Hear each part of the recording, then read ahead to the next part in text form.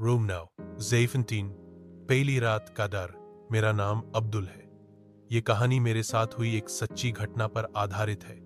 कुछ साल पहले नौकरी के सिलसिले में मुझे एक नए शहर जाना पड़ा। वहां मैंने बजट की वजह से एक पुराना हॉस्टल चुना। हॉस्टल के बारे में कई अफवाहें थी।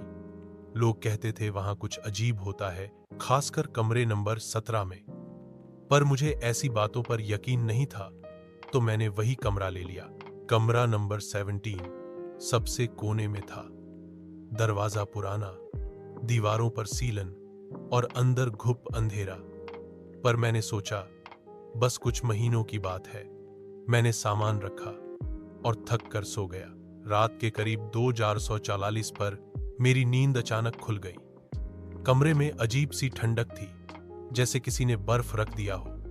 मैंने देखा दरवाजा बंद था, लेकिन खिड़की अपने आप चरर की आवाज के साथ खुल गई।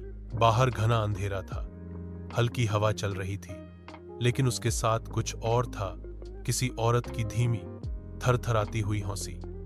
मेरा दिल तेजी से धड़कने लगा। मैं लाइट ऑन करने के लिए उठा, लेकिन जैसे ही बटन दबाया, पूरी लाइट झपकने लगी और फिर चली गई। अब कमरा पूरी तरह अंधेरे में था। मैंने टॉर्च जलाने की कोशिश की, तभी मोबाइल अपने आप वाइब्रेट करने लगा। स्क्रीन पर एक नोटिफिकेशन था, लेकिन भेजने वाला कोई नहीं था। उसमें लिखा था, तू फिर आ गया। मैं हैरान रह गया।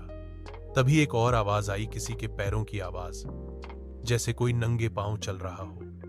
मैंने साहस करके खिड़की से बाहर झांका तो देखा एक औरत सफेद साड़ी में, उल्टे पैर, धीरे धीरे मेरी तरफ बढ़ रही थी।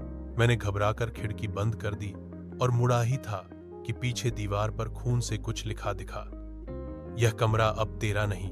अगला भाग जल्द आ रहा है। अब्दुल, क्या सच में